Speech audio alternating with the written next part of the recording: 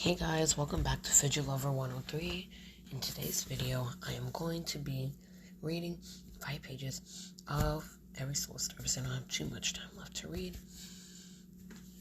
So yeah, we're gonna get that. But I'm older and wiser now. I plan on keeping a low profile. Hold on, let me see.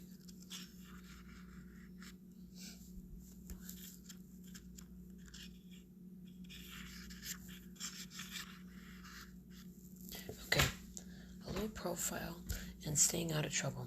Plus, Timmy Johnson or anyone else wouldn't bother to bet me anything now, since they didn't notice at all. We pull into town parking lot and I see the bus idling in front. I feel a little flutter in my stomach, followed by a big flutter. Mom gets out and I don't move from my seat. I pat the pockets of my jacket to make sure my book and sketch pad and Game Boy are still there. Mr. Silver standing by the side of the bus, checking with the clipboard. Am I crazy to be doing this? What if I'm totally useless and Mr. Silver fires me and Mom has to drive hundreds of miles to pick me up? I don't want to let her down again. I don't want to be grounded again. For me, being grounded means I can't go into the treehouse. Mike gets out of the car and I have no choice but to follow. He's already grabbed my duffel from the trunk. By the time I reach it, he plops it on the ground in front of me. I have something for you, he says, handing me a red folder. I thought you might want to learn a thing or two about eclipses before you got there. So you won't feel left out. I opened the folder and flipped through the pages. There are 3 articles: elements of a solar eclipse, what to look for during a solar eclipse, and 3,000 miles for 3 minutes of totality. Are diagrams and photographs too. I couldn't be more surprised. Where'd you get those? I downloaded them early this morning. We stand there awkwardly for a minute looking around the parking lot. Mike was right. Most of the people taking bags out of their cars are over 50. But there are a few younger groups. And one family with a kid who looks around 6 years old. Mom approaches with Mr. Silver. I've never seen him in shorts and a t-shirt before. He looks younger than he does in school. Not much older than my mom. I hold my breath. Now he's going to realize he's got the wrong guy, but he just swings my duffel over his shoulder and says, ready for the adventure of a lifetime?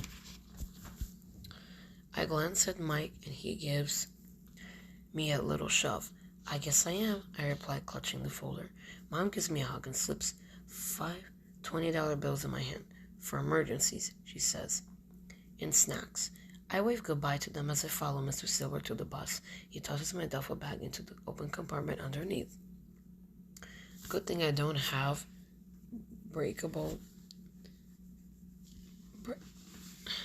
anything breakable in there. He's still checking people in and tells me to go find a seat anywhere I like. I step onto the bus and feel a blast of air conditioning hit my face.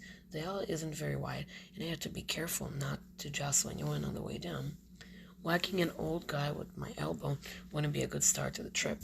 I catch bits and pieces of words that make no sense to me. Words like Bailey's beads, Corona, shadow bands, diamond ring.